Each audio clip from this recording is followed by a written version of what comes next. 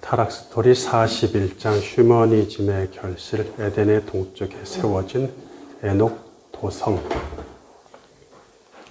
첫 번째 챕터, 왜곡된 가인의 이야기를 인본주의의 영향, 가인 동정론과 가인 옹호론, 세상에 단 두 종류의 색인 검은색과 흰색이 있다고 합시다. 흰색을 흰색이라고 할 수 있는 이유는 상대적으로 비교되는 검은색이 있기 때문입니다. 이는 검은색의 경우도 마찬가지겠죠. 흰색은 자신이 희다고 뿌듯해하고 자랑스러워 합니다. 그래, 흰색에게 검은색을 아냐고 물었더니 모른답니다. 그러면 색의 개념과 구분 자체를 모르는데 어떻게 자신이 희다는 것을 아느냐고 물었습니다. 그랬더니 그냥 누군가가 흰색이 좋은 것이고 자신에게 흰색이라고 말해줘서 그런 줄 알고 뿌듯해한다고 대답합니다. 같은 이야기로 세상에는 단 두 종류의 아담인 악인과 의인이 있습니다.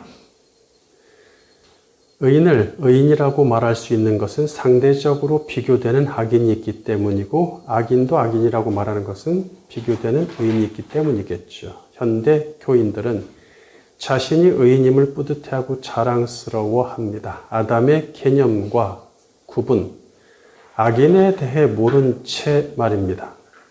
죄를 가진 아담, 그리고 악인에 대해 제대로 알지 못한다면 의인의 정체성을 알 수 없고 의인될 자격조차 없습니다.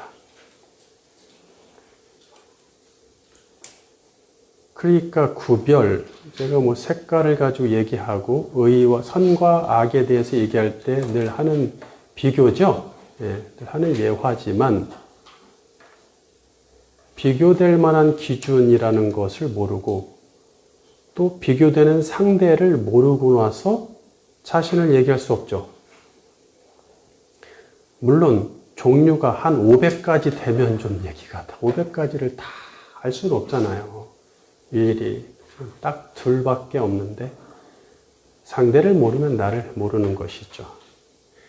개인의 성향과 사상을 존중하는 21세기 포스트 모더니즘 시대에 교회는 부정적 이야기를 거론하지 않습니다. 아울러 성경에서 악인들의 이야기를 다루려 하지도 않죠. 이로써 교회사에서 가인의 이야기는 많이 절제되었을 뿐 아니라 왜곡되어 있습니다.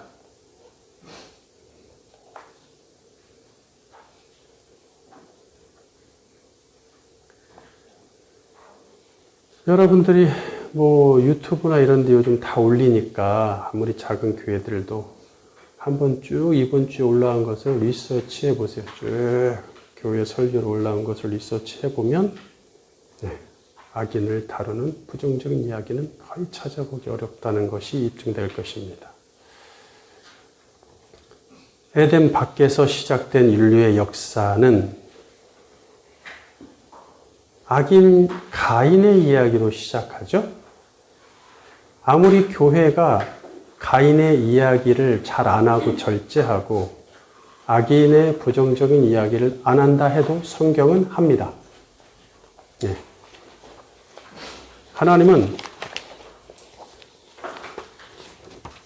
성경에서 의인보다 악인의 이야기를 먼저 다루실 뿐 아니라 그것에 적지 않은 분량을 할애하십니다. 이는 하나님의 지혜에 의해 의도된 순서이므로 왜 그렇게 하실지에 대해 신중하게 살필 필요가 있겠죠.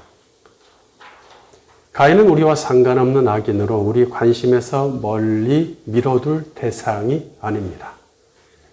가인이 의인이냐 악인이냐를 따지기 전에 그는 죄를 가지고 태어난 최초의 아담임을 먼저 인식해야겠죠? 모든 인류는 예외 없이 아담의 후예이며 아담이 가진 죄를 가지고 태어납니다. 따라서 우리는 모든 아담에서 우리 모두 아담에서부터 시작하죠. 아담에서부터 출발한다는 얘기예요.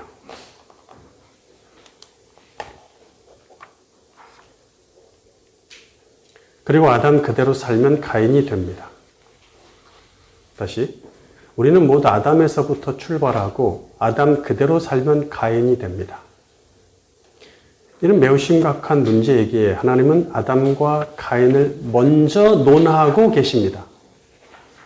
그동안 교회는 가인 동정론과 가인 옹호론을 제기해 왔습니다. 심지어 가인의 목숨을 보장한 이유에 대해서 많은 설교자가 죄인에 대한 하나님의 자비하심 때문이라고 말했죠. 그들은 가인도 우리와 같은 사람에게 죄를 지을 수 있다고 인간적인 동정을 주면서 그의 인생에 대해 긍정의 시각으로 바라봅니다. 긍정의 삶. 대한민국 교회 히트 쳤죠? 긍정의 생각. 이는 대표적인 인본주의적 가르침과 해석입니다. 인본주의, 즉 휴머니즘이란 인간의 존엄성과 가치를 최우선으로 여기며 이성과 자유의지를 바탕으로 인간다운 삶을 추구한다는 사상이에요. 예. 오늘날도 CF에 보면은 휴머니즘적인 CF가 주를 이루죠.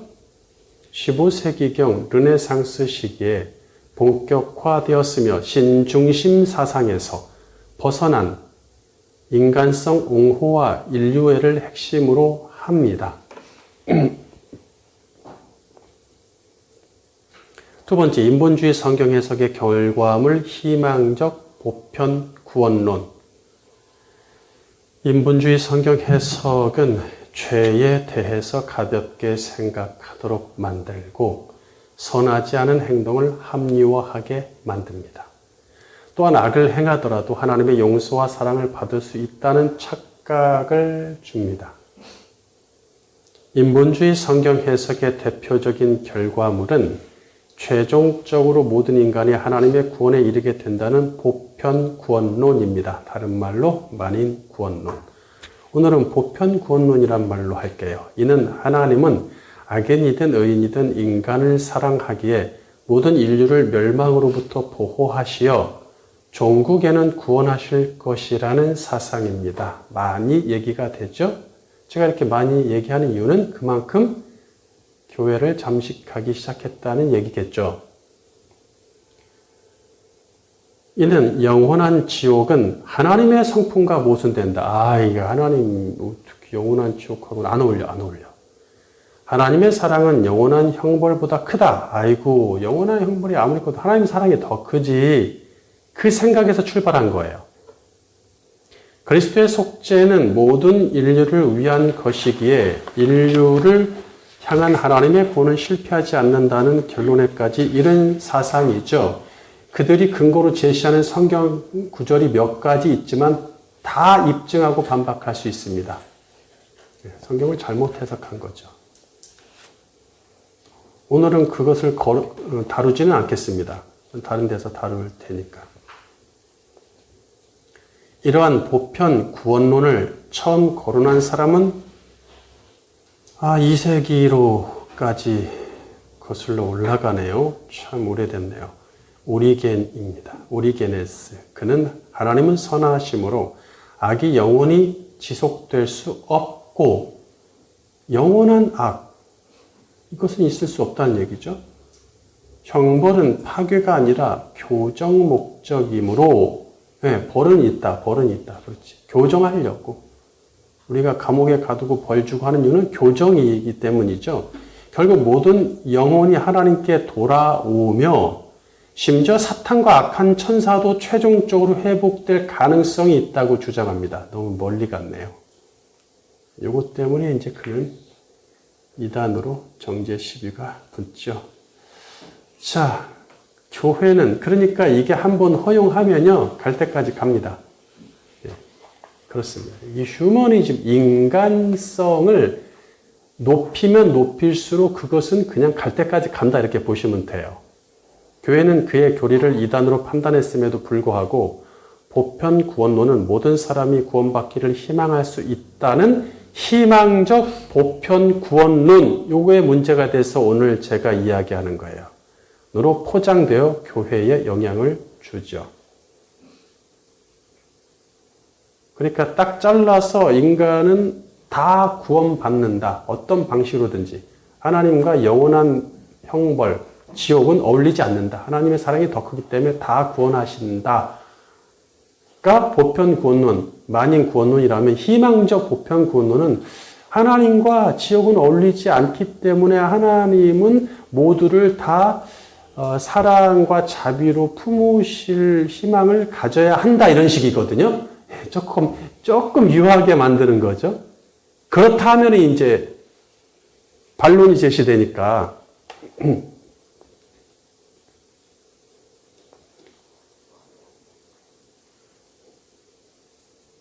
18세기 이후 근대 계몽주의 영향을 받은 신학자들이 나오고 인본주의가 더 강세를 보이면서 인간 이성과 하나님의 사랑을 강조하고 사랑이 강조된다는 것도 참 문제예요. 사랑만 얘기해요. 대부분 교회 설교가 사랑이죠. 사랑에 초점을 두고 있죠. 그러니까 거기다가 인간 휴머니즘적, 인간 이성이 합쳐지면 뭐 어떻겠습니까? 뻔하죠. 진리는 밟히죠. 인간 이성과 하나님의 사랑을 강조하고 지옥 교리에 대한 거부감, 아이고 지옥 하나님이 그러실 분이 아니지. 지옥 교리에 대한 거부감으로 희망적 보편 구원론은 더욱 수면 위로 떠오릅니다. 독일의 루터교 목사와 신학자인 프리드리 슐라이어마허. 그는 하나님의 구원 의지는 실패하지 않기에 결국 인류 전체가 하나님 안에 포함될 가능성이 높다고 보면서 보편 구원론을 지지하죠. 나는 보편 구원론을 주장하는 사람은 아니다. 지금부터 소개하는 사람들은 교회에 지대한 영향력을 수백 년간 주고 있는 사람들이에요. 신학교 가면 다 배워요. 그런데 그들은 내가 보편 구원론자다 이렇게 얘기하는 사람 없습니다. 그것은 잘못이다라고 얘기하지만 희망적 보편 구원론을 얘기하는 것이죠. 그런 속임수를 잘 봐야 돼요. 그는 주체로서 인간의 감정과 체험을 중시하면서 주체가 인간이라는 것에서부터 틀어진 거죠. 하나님이지 인간이 아니죠. 인간의 체험과 감정을 중시하면서 자유주의 신학의 아버지가 됩니다. 우리는 자유주의 신학과 싸우고 있음을 좀 염두에 두셨으면 좋겠어요. 스위스 개신교 목사이자 신학자 칼 바르트는 인간 중심에서 하나님과 그리스도 중심으로 신학을 전개하면서 자유주의 신학을 비판하는 거야. 휴머니즘 인간 중심 그거 잘못됐어. 성경은 그렇게 돼 있지 않아. 하나님과 그리스도 중심으로 신학을 전개해야 돼. 그렇게 하면 안 돼. 인간의 이성을 화두로 올리면 안 돼. 그럼 자유주의 신학의 진절머리를 원래 자유주의 신학자들 밑에서 배우다가 그것에 이제 실증을 느꼈죠. 하지만 그리스도 안에서 모든 인류가 선택되었기에 예수 안에서 인류 전체가 대표된다고 봄으로써 희망적 보편 구원론을 옹호합니다. 그러니까 그는 정치와 종교가 뗄 수 없다. 그래서 사회운동에 적극적으로 참여하죠. 오늘날 어느 시골교회 목회자를 부임해서 가보니까 자본가들, 돈 있는 지주들이 노동자들을 막 착취한단 말이에요. 그래서 그냥 싸우려고 사회운동에 동참하죠. 그건 성경적이지 않습니다. 분명히 말하지만. 그래서 그는 WCC 성립하는데도 에큐메니컬 운동에 참여하죠. 독일의 개신교 신학자 위르겐 몰트만은 하나님의 사랑은 최종적으로 승리하며 영원한 지옥은 하나님 나라 완성과 충돌한다고 주장합니다. 그는 개신교단 개신교회 교단들뿐 아니라 개신교 목회자지만 정교회와 천주교, 가톨릭 교회까지 일치시키기 위한 에큐메니칼 운동인 WCC에 큰 영향을 끼치죠. 그러니까 이렇게 좀 풀어지면 어떤 현상이 벌어지는지 나오죠. 예, We are the world. 우리는 다 하나야. 뭐 예수 말고도 이런 식으로 갈 수도 있단 말이에요. 이게 WCC가 된다는 얘기죠. 스위스 가톨릭 사제이자 신학자 한스 발타자르는 또는 폰 발타자르라고도 하는데 모두가 구원받는다고 단정하지는 않지만 조금 낫네 그래도 개신교 신학자들보다 모두가 구원받는다고 단정하지는 않지만 모두의 구원을 희망할 수는 있다고 주장하면서 희망적 보편 구원론을 옹호하죠. 그는 교회를 마리아적 사랑의 표지로 이해하며 제도보다 성인의 삶과 신비 체험을 신학의 원천으로 중시합니다. 자, 오늘날까지 지금까지 20세기, 21세기까지 천주교, 가톨릭 교회의 신학을 아주 큰 영향을 주고 있죠. 뿐만 아니라 개신교에서도 이분을 좋아합니다. 그래서 영향을 엄청 주고 있죠. 지금 말한 프리디 슐라이어마허 또는 칼바르트, 위르겐 몰트만, 또 불투만도 있어요. 불투만과 함께 이런 사람들이 어디에서 하는 저기 저축, 그 통합 측 같은 경우에는 이 사람들이 중심 신학에 영향을 주고 있죠. 그래서 우리는 칼빈을 연구하는 사람들이라서 이렇게 대치가 되는 것이죠.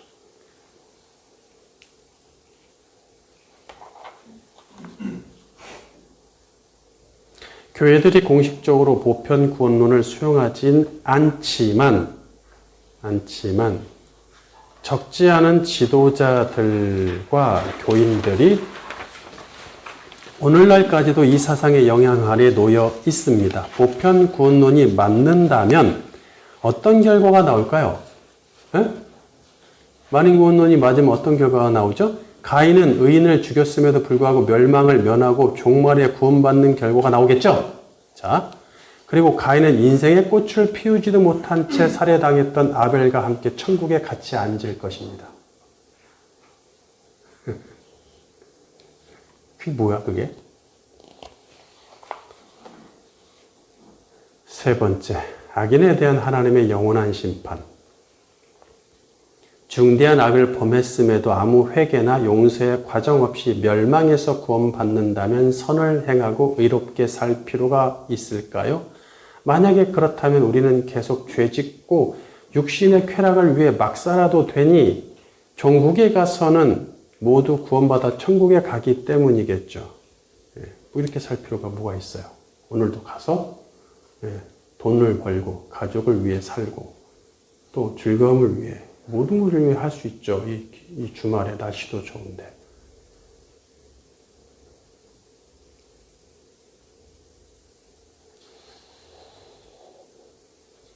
성경은 악인의 실체와 그 속마음이 얼마나 악한지 폭로합니다. 그들은 죄와 거짓을 낳고 자기밖에 모르며 탐욕이 가득하죠.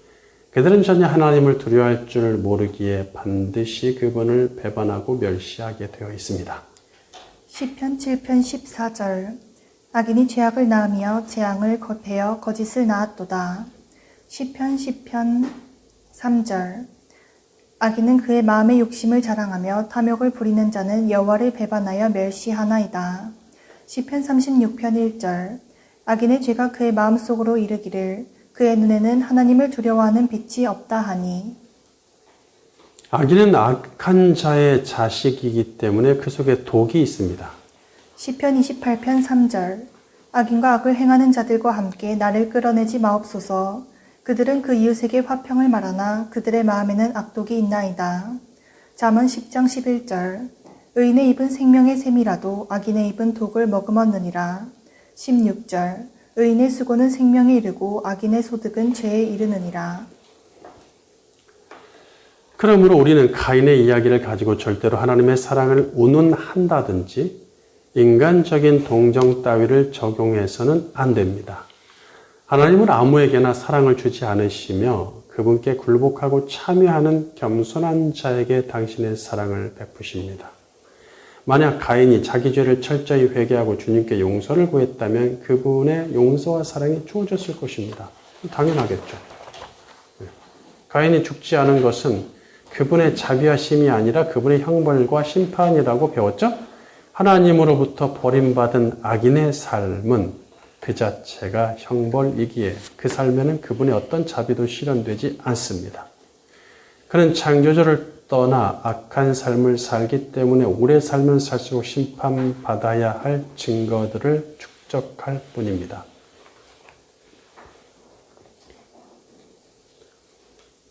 가인은 악인의 시조로서 사명을 다할 때까지 죽으면 안 되기에 신적인 장치를 부여해서 죽지 않게 하셨죠. 표를 해두셨다. 마패 같은 증표를 줬다는 게 아니라 그 갖고 다니는 게 아니라 표를 해두셨다. 배웠죠. 가인을 비롯한 모든 인간의 악에 대해서 하나님은 반드시 진노하시고 보복하셔서 심판하신다는 진리는 변치 않습니다. 여기에는 어떤 예외나 어떤 신적 자비도 반영되지 않습니다. 성경은 모든 악인이 심판을 받고 지옥에 꺼지지 않는 불과 유황의 못에 던져져서 영원한 고통을 받는다고 분명하게 말합니다. 마태복음 25장 46절 바른 성경. 그들은 영원한 형벌에 들어갈 것이며 의로운 자들은 영원한 생명에 들어갈 것이다. 마가복음 9장 47절 바른 성경. 만일 내 눈이 너를 걸려 넘어지게 하거든 그것을 빼내버려라. 한 눈으로 하나님 나라에 들어가는 것이 두 눈을 가지고 지옥에 던져지는 것보다 낫다. 거기에서는 벌레도 죽지 않고 불도 꺼지지 않는다. 계시록 20장 10절. 그들을 미혹했던 마귀가 불과 유황의 못에 던져지니 거기에는 짐승과 거짓 선지자도 있어 영원 무궁히 밤낮 고통을 받을 것이다. 그럼에도 적지 않은 교회가 희망적 보편 구원론을 수용하고 있는 이유가 무엇일까요? 참.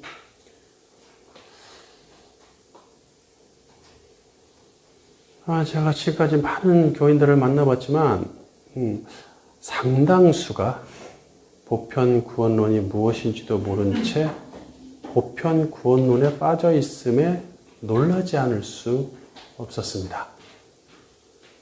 그들은 사랑의 하나님이 사람에게 영원한 고통을 가하려고 벌레도 죽지 않는 불 속에 집어넣는 일은 절대 일어나지 않을 것이라고 믿습니다. 그런 잔인한 하나님이라면 믿기 어렵다는 식이겠죠.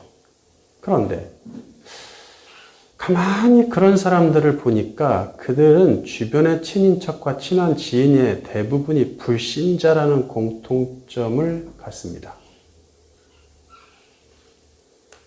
그 모든 사람을 전도하지 못했다는 무거운 책임감에서 벗어나는 유일한 방법으로서 희망적 보편 구원론을 선택하죠. 자신이 아는 사람들이 모두 영원한 지옥에 떨어진다고 믿기보다 보편 구원론을 믿기가 더 쉽기 때문입니다. 그래서 2000년 동안 이것은 없어지지 않는 거예요. 오히려 지금 더 득세하죠?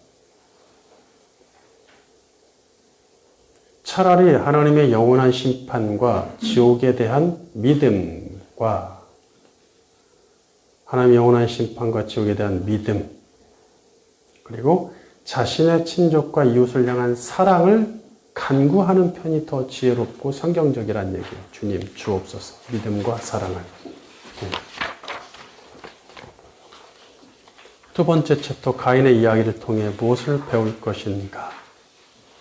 1. 죄를 가진 아담에서 악인으로 하나님의 얼굴로부터 숨겠다고 선언한 가인이 어떻게 살아가는지를 보겠습니다. 본문 16절. 가인이 여호와 앞을 떠나서 에덴 동쪽 롯 땅에 거주하더니. 보통 위의 구절에서 사람들은 가인이 하나님과 이야기를 끝낸 후 롯이란 곳으로 가서 살았다는 정보만 얻고 지나가고 맙니다. 그랬군. 그런가 보다. 노 땅에서 살았나 보다. 하나님과 얘기를 실컷 하고 잘하고 나서 그 앞에서 나와서 노 땅에 가서 살았구나. 이 정도. 그렇죠? 이로써 정말 우리와 상관없는 그 옛날 가인이란 사람의 이야기로 전락시키는 것입니다. 자, 여호와 앞을 떠나서라고 할 때 앞을은 원어로 밀리프네인데 얼굴을 뜻하는 파님 앞에 방향을 나타내는 전치사 레와 뭐뭐로부터 떨어져라는 뜻의 전치사 미가 두 개가 같이 붙었어요. 특이하죠. 특이한 경우입니다. 그래서 얼굴에서 떨어져 또는 앞에서부터라고 의역이 될 수도 있어요. 보통 레만 파님 앞에 레가 붙으면 뭐 그 앞에서 이런 뜻으로 뭐 바로왕 앞에서 하나님 앞에서 라고가 되는데 이게 이제 미까지 붙으니까 반대의 의미, 떨어지는 의미, 거부의 의미인 미가 붙으니까 얼굴에서 떨어져 뭐 앞에서부터 정도가 되는데 여기서 떠나서 여호와를 떠나서 그러니까 야차 우리가 창조 스토리에서 야차 배웠죠? 그 야차인데 창조 스토리에서는 좀 특이한 형태이기 때문에 이끌어내다라고 번역이 될 수 있어요. 하지만 여기서 원래 야차는 나오다, 떠나다라는 뜻입니다. 나오다, 떠나다. 그러니까 여호와 앞을 떠나서를 원어대로 직역하면 여호와의 얼굴에서 떨어져 나와서입니다. 여호와의 얼굴에서 떨어져 나와서. 얼굴에서 떨어져 나와서니까 조금 그렇게 살짝 의역하면 여호와 앞에서부터 떠나서가 됩니다. 여호와 앞에서부터 떠나서. 영어 성경은 하나님의 존재로부터 나갔다라고 번역을 하죠. 예, 그러니까 presence. 각주 71번에 보면은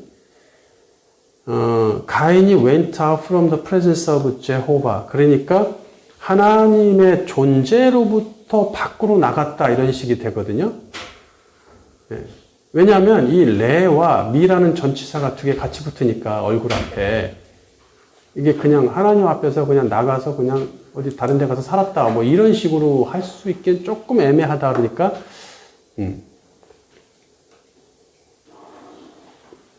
그렇게 presence를 더 in front of의 개념이 아니란 얘기예요.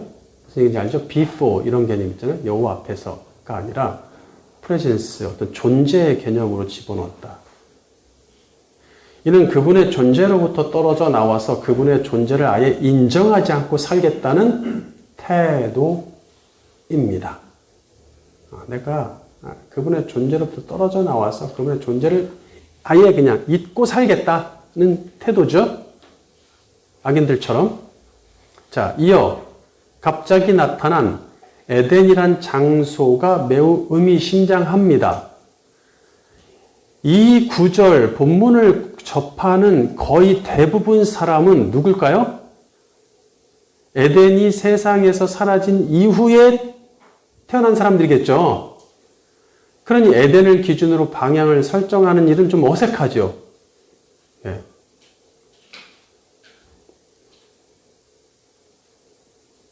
에덴도 없고 롯도 없어. 이게 도대체 어디야? 이게 무슨 의미야? 그냥 어디서 살았나 보다. 이러고 그냥 지나갈까요? 성경이 그렇게 쓸데없는 구절들을 집어넣을까요? 물론 당시엔 장소와 방향을 설정할 기준이 되는 곳이 에덴밖에 없죠. 지금 창조 세상에서 지금 시점에서 창세기 4장까지 어떤 장소의 개념은 뭐밖에 없었어요? 에덴밖에 없어요, 정확히. 그러니까 기준이 에덴이 될 수밖에 없죠. 그들의 입장에서는. 우리는 에덴이 없고 롯도 없으니까 우리한테 큰 의미가 없을지는 몰라도 그러니까 그들의 입장에서를 우리가 가서 거슬러 올라가서 봐야 된다는 얘기예요. 성경 저자의 입장, 하나님의 입장, 가인의 입장에서 보자는 얘기예요. 그래서 당시엔 장소와 방향을 설정할 기준이 되는 곳이 에덴밖에 없으므로 에덴을 기준으로 하면 합당하겠죠. 하지만 에덴 밖으로 쫓겨난 아담의 가족이 에덴을 기준으로 어떤 방향으로 갔느냐가 그리 중요하지 않아 보니 에덴의 서쪽으로 갔든 동쪽으로 갔든 남쪽으로 갔든 북쪽으로 갔든 에덴이 아닌 곳에 있는 건 맞죠? 그게 무슨 의미가 있을까? 중요할까? 사실 우리에겐 에덴뿐 아니라 놋이란 곳도 어딘지를 알 수 있는 근거가 전혀 없어요. 따라서 에덴 동쪽이란 방향과 놋이란 장소를 상징으로 해석하는 편이 더 현명하다는 얘기죠. 에덴 동쪽이란 그 방향성, 그 다음에 놋이란 장소를 좀 상징적으로 해석해 보자는 얘기예요. 자, 에덴 동쪽에 놋이 위치하면 반대로 놋의 서쪽엔 뭐가 있어요? 에덴이 있겠죠. 그러므로 에덴과 놋은 서로 반대편에 있는 셈이죠. 장소는 이제 2개밖에 안 나왔어요. 성경에. 딱 2개입니다. 에덴이냐 놋이냐. 따라서 여기서 동쪽이란 사실상 반대편을 의미하게 됩니다. 그렇죠? 반대편. 가인은 에덴의 반대편 세상으로 향했던 것입니다. 에덴은 하나님의 얼굴 앞에서 그분을 만끽하는 세상이었죠? 그렇다면 에덴의 반대편은 하나님으로부터 떨어져 그분을 외면하는 세상이겠죠. 이해되시겠죠? 네.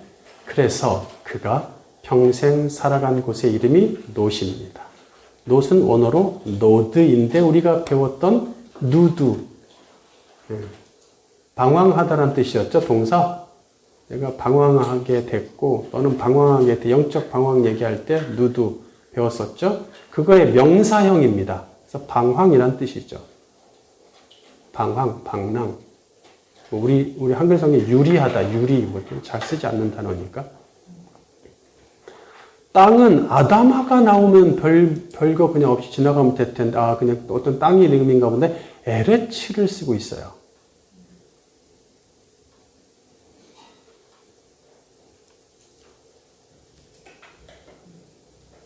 그러니까 그냥 가나안 땅이라고 할 때 그 땅은 아담아로 얘기되지만 거기에 하나님이 지정하시고 고하신 하나님의 백성이 살면서 에덴을 거기서 펼치겠다라고 하는 하나님의 약속의 땅이 될 때는 그 땅을 에레츠라고 씁니다. 그것을 구별을 할 줄 알아야 돼요. 여러분 배우셨나요? 혹시 처음 들으시면 제가 나중에 추가해서 집어넣은 내용 같은데. 그래서 에레츠는 지구 세상을 의미합니다. 놋 땅이라고 하면 방황의 세상이 되겠죠. 방황의 세상. 풀어도 문제될 거 없어요. 놋이 이거를 고유명사로 볼 것이냐, 그냥 명사, 누드의 명사형으로 볼 것이냐, 방황의 세상으로 풀어도 문제될 거 없습니다. 성경은 에덴과 놋이 어딘지 알 수 없는 거의 대부분 독자들에게 에덴과 놋이 어딘지 아무도 몰라요, 우리는. 그 당시에 살았던 몇 대 손까지는, 가인의 몇 대 손까지는 알겠죠? 한 10대 손까지는 알 수 있을지 모르겠네. 근데 에덴과 놋이 어딘지 알 수 없는 거의 대부분의 독자에게 성경은 에덴의 반대편, 곧 방황의 세상이란 힌트를 주십니다. 에덴의 반대편, 방황의 세상. 그죠? 노드, 에레츠.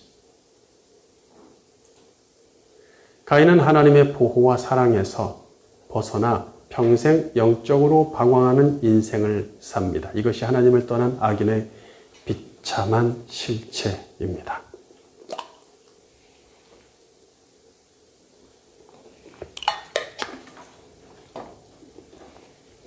두 번째, 가인 이야기를 통해 팀 쉘의 휴머니즘을 배우다. 물음표일 때는 제가 추구하는 게 아니라는 뜻이죠. 여러분 아시죠, 이제는.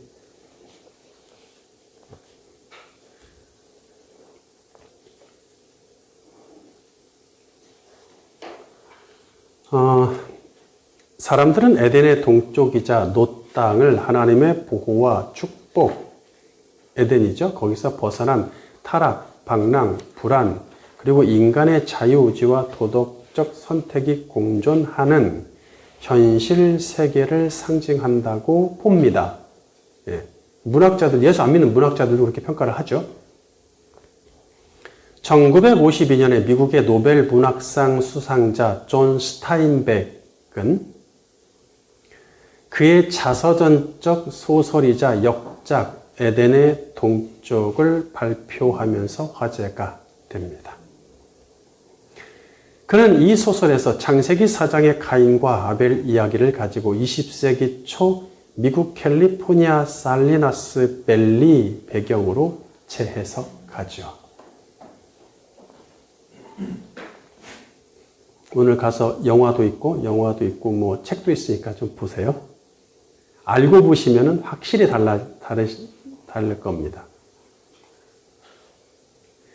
이 소설은 인간이 불안한 현실인 에덴의 동쪽에서 어떻게 선과 악 사이에서 갈등하고 성장하는지를 보여줍니다.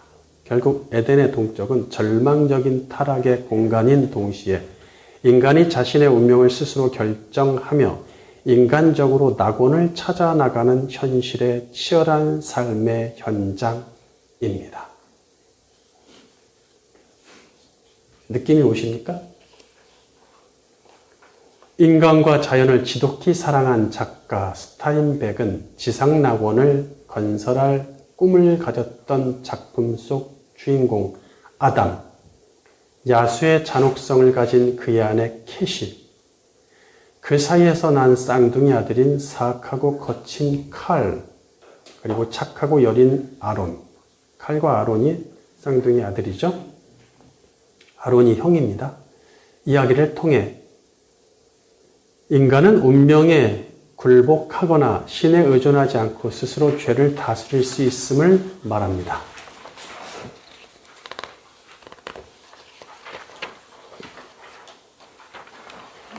물론 이제 아담이 에덤 또는 아담이라고 하는데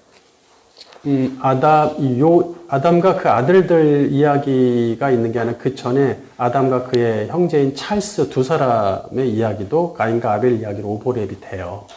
1차적으로. 그리고 나서 아담이 낳은 칼과 아론과 칼 또는 칼렙 또는 칼이라고 하는데 줄여서 칼과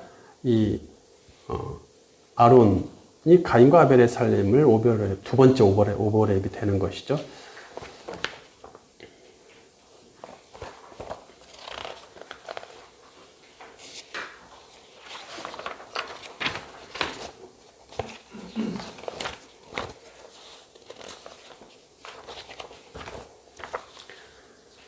이 소설의 주제는 팀 쉘인데 이는 작품 속 아담이 아들 아론이 죽은 후 남겨진 칼에게 쌍둥이 아들이었죠. 아론이 죽었어요. 비관하면서 칼의 그 사악함에 반란을 일으키고 군대에 입대해서 전사하죠. 그러고 나서 이제 아들 칼이 남았어요. 칼이 가인과 같은 느낌이 들죠. 근데 여기서는 이제 동생으로 나와요. 그걸 잠깐 바꾼 것 같아요. 칼이 동생인데 어쨌든 아버지 입장에서는 아담 입장에서는 칼 때문에 자기 아들이 죽었다. 아론이 그렇게 생각해서 칼을 미워하죠. 아론이 죽은 후 남겨진 칼에게 죄의식에서 벗어나 축복과 회생의 기회를 주려고 했던 말입니다. 팀 쉘. 그리고 죽죠.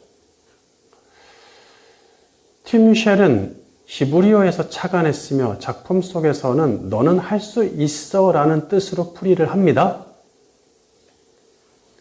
물론 너는 할 수 있어 라는 뜻의 팀 쉘이란 히브리어는 없습니다. 그가 무엇을 착안했을까 찾아보니까 팀 쉘은 창세기 4장 7절에 앞서서 먼저 나와요. 너는 죄를 다스릴지니라 우리 배웠죠?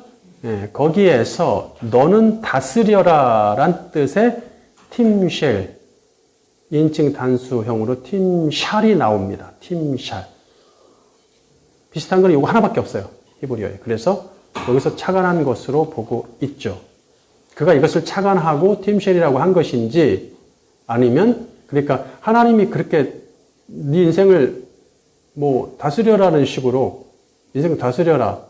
당당하게 뭐 이런 식으로 얘기한 것처럼 죄를 다스려라 이렇게 보고 그것을 가져온 것인지 아니면 다른 말을 잘못 알은 것인지는 모르겠지만 이거에 대해서는 작가들이 여러 학자들이 연구를 하고 있죠. 스타인백은 인간에게 선택의 기회를 주는 말인 팀쉘을 통해 에덴의 동쪽의 의미를 설명합니다. 그는 낙원인 에덴의 상실은 하나님의 완벽한 보호를 받는 곳에서 쫓겨나 인간 스스로의 힘으로 살아가야 하는 불완전한 상태로 보고, 아울러 방황을 뜻하는 놋은 인간 내면에 존재하는 죄성과 그로 인한 고뇌를 상징한다고 본 것이죠. 신학자들도 다 그렇게 보고 있습니다. 여기까지 큰 무리는 없어 보이죠. 자, 이 선과 악의 선택지에서 도덕적으로 타락할 수도 있지만 동시에 스스로의 선택으로 선을 행할 수 있는 팀쉘의 공간으로 보고 있습니다. 어디가? 에덴의 동쪽이 팀쉘의 공간이다. 죄를 다스릴 수 있는 가능성을 시사하죠. 팀쉘은 아버지가 아들에게 스스로 선을 자각하고 선을 선택하라는 의미와 기회를 주려는 관용과 인간의 따뜻한 메시지가 담겨 있다는 것입니다. 스타인백은 인간이 누구나 가인이나 칼처럼, 성경에서는 가인이고 그의 작품에서는 칼이죠.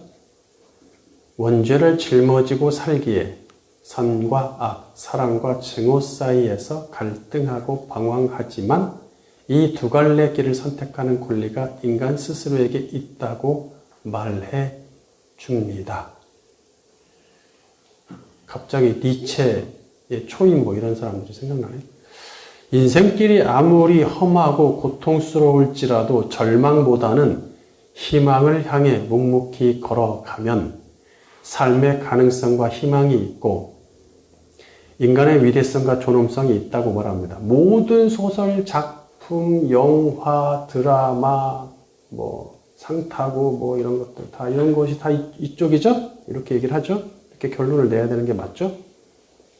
그나마 이것이 말씀을 제대로 알지 못하는 사람들이 인간이 짊어진 원죄와 그것으로부터의 해방에 대해 제시할 수 있는 유일한 방법입니다.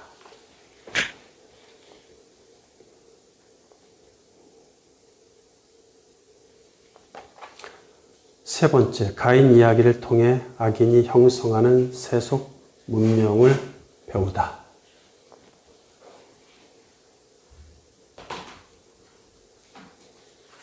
오늘은 어려운 게 없어요. 내용이 많은 것 같지만 어려운 게 없기 때문에 아주 편하게 슬슬 읽을 수 있지만 매우 깊이 생각해야 될 것입니다. 세 번째, 가인 이야기를 통해 악인이 형성하는 세속 문명을 배우다. 사실 창세기 4장 7절의 팀샬은 하나님에게 외면당한 아담들이 악인으로 전락하여 사탄과 함께 인생을 다스린다는 개념을 담고 있죠. 사탄과 함께 네 인생 다스려라.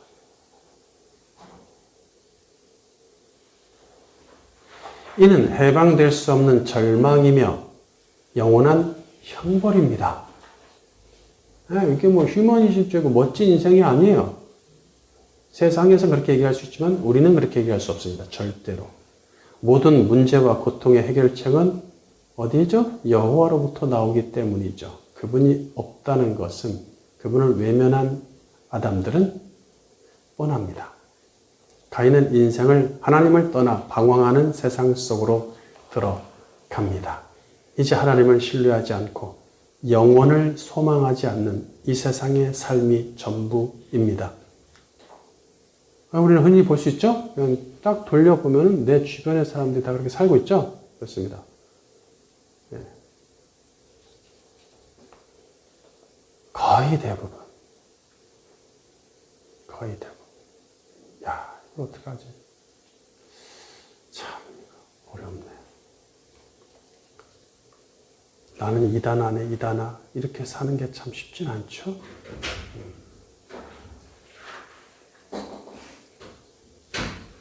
그 인생의 아름다운 노력과 육적 결실과 휴머니즘으로 가득할지라도 그 인생은 하나님 보시기에 영벌에 들어갈 악인의 인생일 뿐입니다.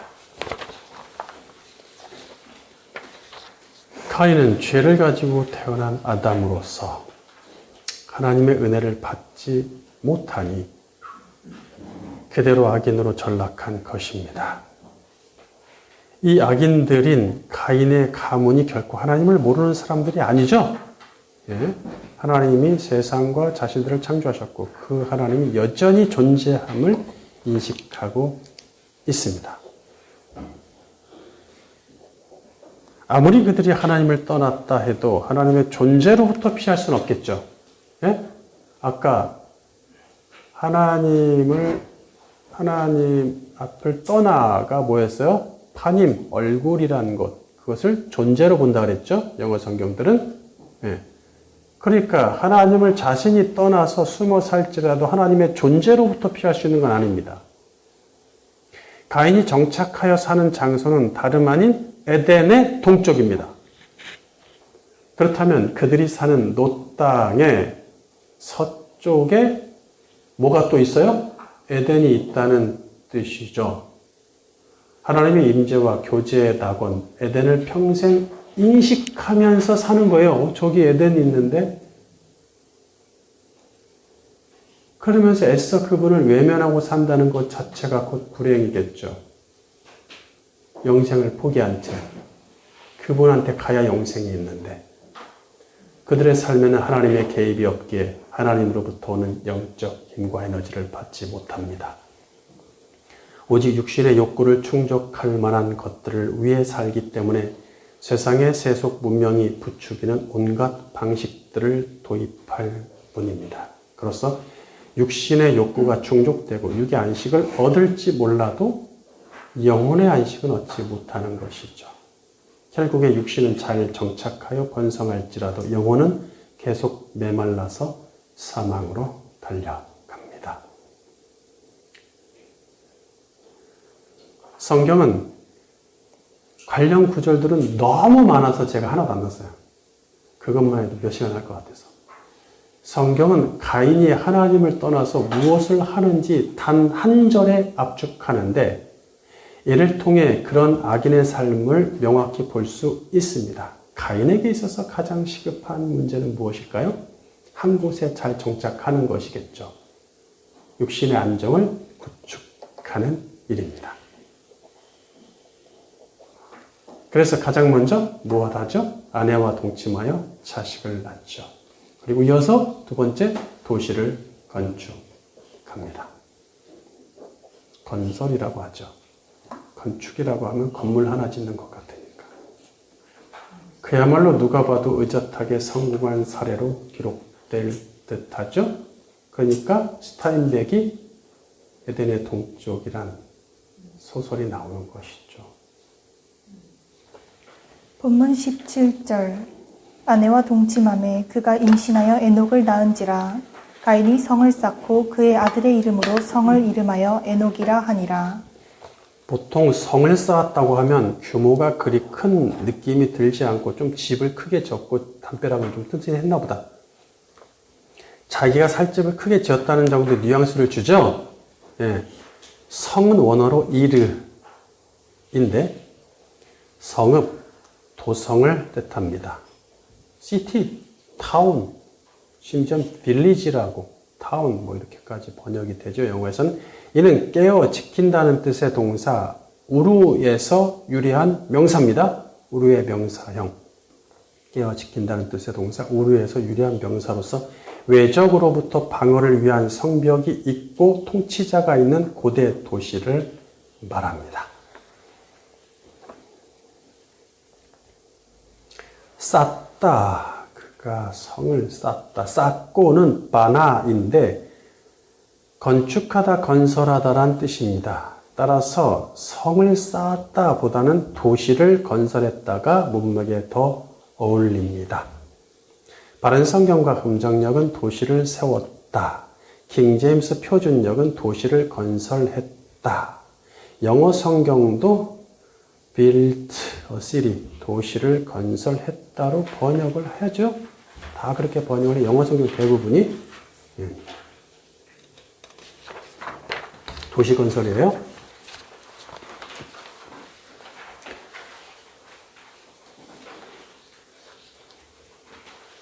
도성을 갖는 것만큼 가장 큰 육적 소유는 없을 것입니다. 가인은 단순히 자기가 살 큰 집을 짓는 정도로 끝난 것이 아닙니다. 자기가 통치하는 성벽이 있는 도성, 즉 자기만의 시티, 세상을 건설합니다. 무슨 여기 서울의 어디 일부 동하나를 신도시로 건설하는 수준이 아니에요. 그냥 도시 하나가 생기는 거예요. 이해하시겠죠? 예. 이르 그런 뜻을 갖고 있어요.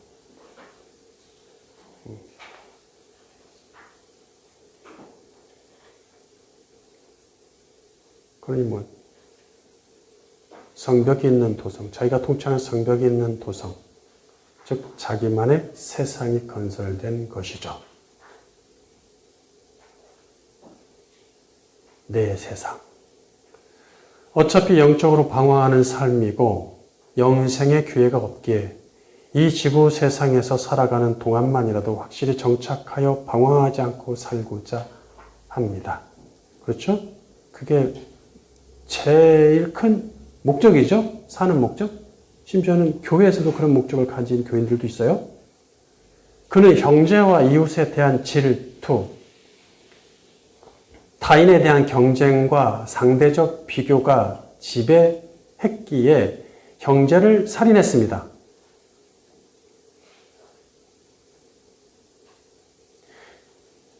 자신이 그랬던 것처럼 아담의 후예라면 누구든지 아담의 죄의 본성이 나타나서 자기가 반대로 당할 수도 있죠. 네, 자신을 해할 수 있다고 생각하죠. 왜? 형제와 이웃에 대한 질투, 타인에 대한 경쟁과 상대적 비교가 에덴 밖에서 일어나는 일들이었습니다. 스타인백의 에덴의 동쪽도 마찬가지죠.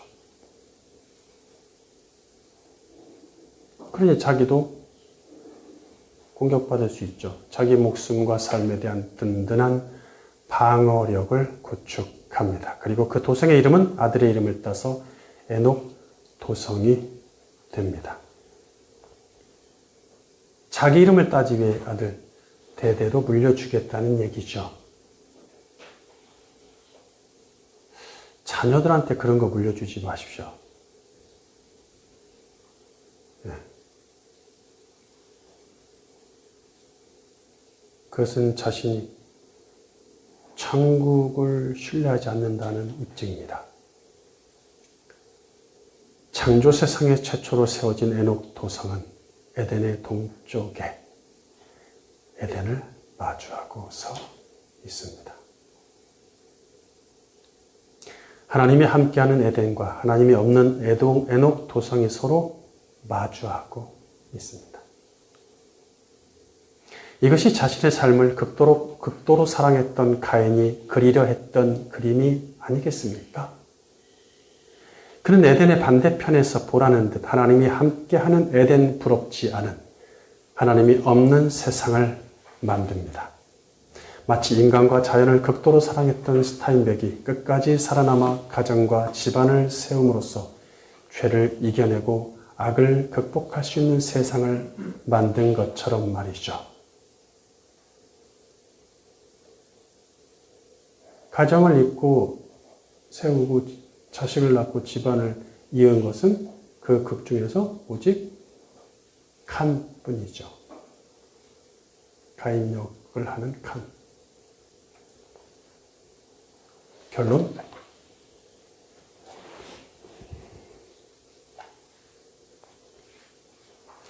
존 스타인백의 에덴의 동쪽은 출간한 지 한 달 만에 베스트셀러가 되었고 2000년대 이후에도 베스트셀러 목록 1위에 오를 정도입니다. 또 1955년 나온 지 몇 년 되지도 않네. 3년인가? 제임스 딘이 주연으로 영화로 만들어지죠. 예. 미국이 가만히 있을 수 없죠. 이 엄청난 작품을. 1981년에 ABC는 미니 시리즈로 방영을 했으며 1955년 뮤지컬로 만들어지고 그 외에도 여기저기서 연극으로 올리죠. 2009년부터 15년이 넘었는데 유니버설 픽처스가 지금까지 15년이 넘게 영화로 작업 중입니다. 지금은 넷플릭스로 넘어갔다고 하죠. 자, 어떻게 방영될지, 방영되고 있을지 모르겠네. 한번 찾아보세요. 그 정도로 사람들은 이 작품에 열광합니다. 심지어 교회에서도 이걸 긍정적으로 예화거리로 얘기도 하죠. 가인은 세상에 뒤떨어지고 자기 인생에 충분한 보상을 받지 못하게 될 것에 대한 불안함을 떨치기 위해 휴머니즘을 발휘하여 최선을 다해 살아갑니다. 사람들은 심지어 교회마저도 그를 아름다운 휴머니즘으로 승화시키려 합니다. 하지만 그것은 속임수이니 가인의 삶은 전형적 운명적 악인의 삶입니다. 그가 아무리 열심히 살고 아름다운 휴머니즘을 발휘할지라도 죄에서 벗어날 수 없으며 악을 극복할 수도 없습니다. 결국엔 하나님의 무서운 심판으로 그 죄 가운데 멸망합니다. 왜 에덴을 놔두고 에녹 도성을 꿈꿀까요? 그것이 죄를 해결하지 못하고 하나님의 은혜에서 멀어진 아담이 선택할 수 있는 최선이죠.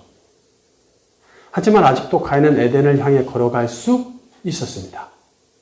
에덴 앞에까지 가서 하나님께 굴복하고 눈물을 흘릴 수도 있었습니다. 혹시 에덴 밖에서라도 하나님의 은혜와 자비가 주어질 수 있을지 누가 알겠습니까? 스타인백이 만든 인생의 역작 에덴의 동쪽, 가인이 건설한 인생의 역작 에녹 도성, 하나님 없는 도시, 그리고 휴머니즘으로 가득 찬 도시가 바로 사탄이 그토록 바라는 세상이겠죠.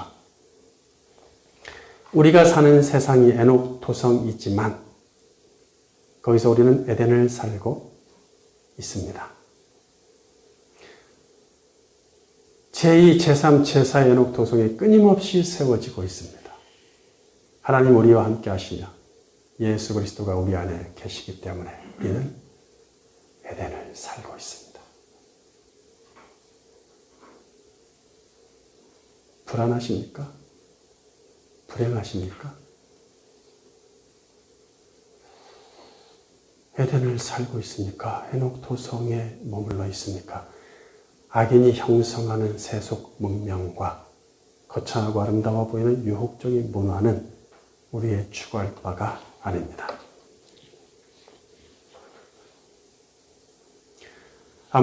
그들이 아무리 에덴의 동쪽에서 에녹 도성을 건설하고 살지라도 그런 쓰레기처럼 사라질 것들은 우리에게 어떤 영향도 주지 않습니다. 그보다 비교할 수 없을 정도로 아름답고 영광스러운 에덴을 선물로 받았기 때문이죠.